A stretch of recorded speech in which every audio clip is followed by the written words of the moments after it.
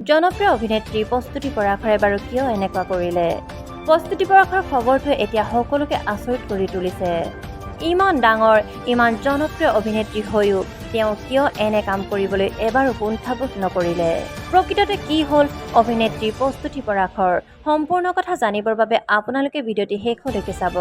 এজন অভিনেতাই প্ৰস্তুতি পৰাশৰৰ বিৰুদ্ধে এনেদৰে ছ'চিয়েল মিডিয়াত নিজৰ মনৰ ক্ষোভ প্ৰকাশ কৰিছে। এয়া কি ধৰণৰ আচৰণ? বুজাব কি খুজিছে মানে? ভৰিৰ তলত কাক ৰাখিলে? কোহিনুৰ থিয়েটাৰক নে তেওঁলোকৰ নিজৰ শিল্পী সত্তাক? অসভ্য আচৰণ বুলি ক'লে বেয়া শুনিব নেকি?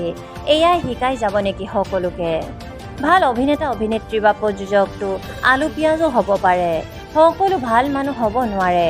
সকলোৱে সঁচা অৰ্থাৎ মানুহৰ সন্মান পাব নোৱাৰে। প্ৰস্তুতি পৰাশৰ বায়ে আচলতে ক্ষমা খোজা উচিত। তেখেত বুলি নহয়, গোটেই থিয়েটাৰখনে ক্ষমা খোজা উচিত বুলি মই ভাবোঁ। আমাক কোহিনুৰক ক্ষমা খোজাৰ কথাটো পিছত আহিব। আগে তেওঁলোকে নিজৰ ওচৰত ক্ষমা খোজাটো উচিত। নিজৰ শিল্প সত্তাৰ ওচৰত ক্ষমা খোজাটো উচিত। প্ৰকৃততে প্ৰস্তুতি পৰাশৰে যোৱাকালি বিশ্বকৰ্মা পূজালৈ যাওঁতে ভৰিৰ তলত এখন পোষ্টাৰ ৰাখিছিল আৰু পোষ্টাৰখন হৈছে কোহিনুৰ থিয়েটাৰৰ চম্পক শৰ্মাৰ ৰচিত নাটক দীপাৱলীৰ পোষ্টাৰ।